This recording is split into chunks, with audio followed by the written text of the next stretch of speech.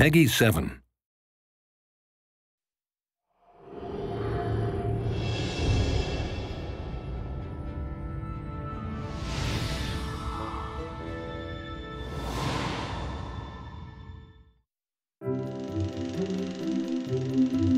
In Disney Epic Mickey, story is critical because it's the thing that gives importance to all the player choices and player actions. You're actually being taken through a story, but it's a story of your own telling. Disney's always been about telling a story, getting people interested, getting an emotion going, getting a laugh going, and the game pulls that off. It's not just you interacting with a bunch of pixels. It's you interacting with characters that even you've forgotten about as Mickey Mouse. So story is what provides that kind of context. It makes what the player does important.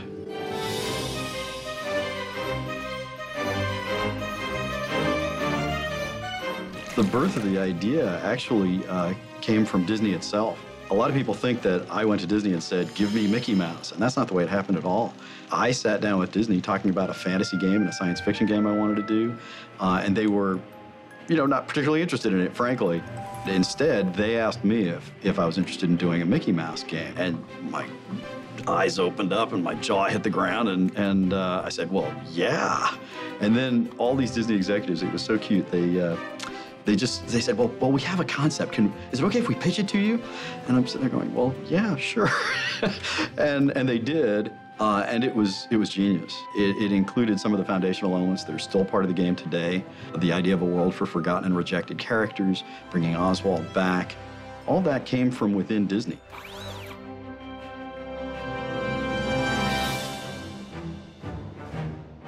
The key to game stories is to recognize the place of story in games. It's not about an author telling a story to a reader. It's not about a director conveying information to a passive audience that just interprets what they're seeing on the screen.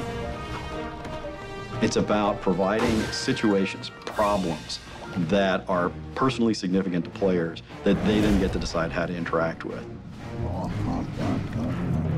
With Disney animation, that was one of the things that was extremely important to Walt Disney, was that it's the story that ties everything together. That's the journey that the audience, the player, goes on, and that's what we tried to tie into. It really runs core and parallel with Warren's philosophy of playstyle matters, because you're playing as Mickey Mouse. Making sure that we had a believable and impactful story throughout the game made so much of this game happen.